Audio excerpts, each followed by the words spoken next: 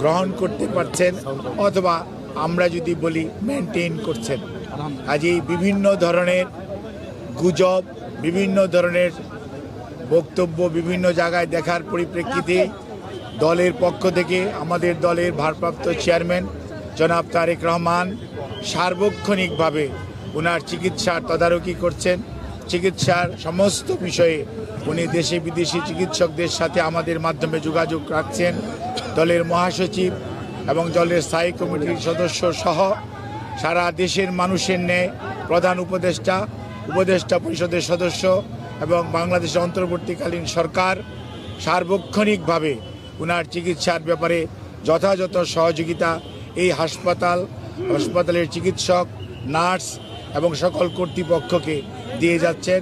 এবং আমরা অত্যন্ত কৃতজ্ঞ আমাদের বন্ধুপ্রতিম দেশ যারা, অর্থাৎ আমেরিকা বলেন, ইউকে বলেন, পিপলস রিপাবলিক অফ চায়না বলেন, কাতার বলেন, আর সৌদি আরবিয়া বলেন, পাকিস্তান বলেন, ইন্ডিয়া বলেন, আমাদের অনেক সরকার এবং রাষ্ট্রপ্রধান এই চিকিৎসার ব্যাপারে তাদের সহযোগিতার হাত বাড়িয়ে দিয়েছেন।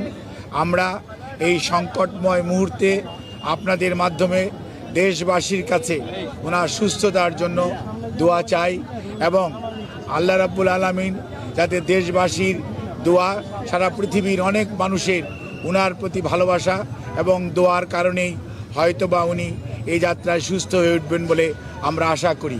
সেই জন্যই আমরা আপনাদের মাধ্যমে সবাইকে সর্বোচ্চ সংযম প্রদর্শন এবং সেই সাথে কোনো ধরনের গুজব ছড়ানো এবং গুজবে কান না দেওয়ার জন্য বিনীতভাবে পরিবারের পক্ষ থেকে, দলের পক্ষ থেকে আপনাদেরকে আমরা অনুরোধ করছি।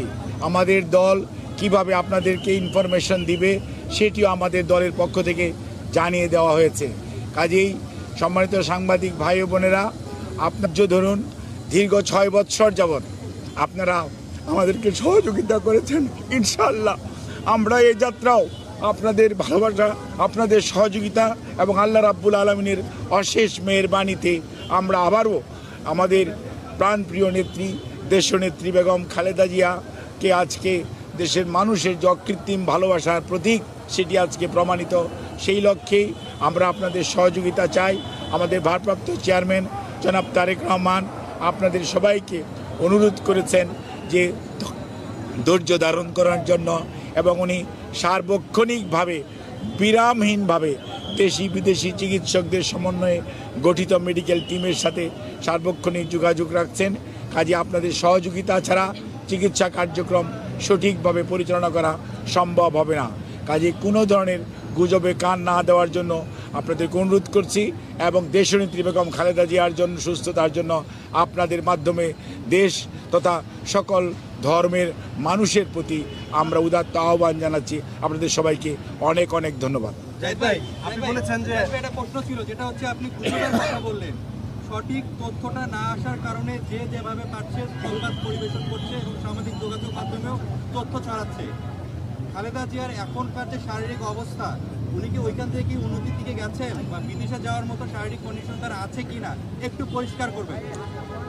আমাদের দলের পক্ষ থেকে জানানো হয়েছে, আমাদের দলের সিনিয়র যুগ্ম মহাসচিব জনাব রিজভী আহমেদ ওনার স্বাস্থ্য ব্যতীত অন্যান্য বিষয়ে আপনাদেরকে মাঝে মাঝে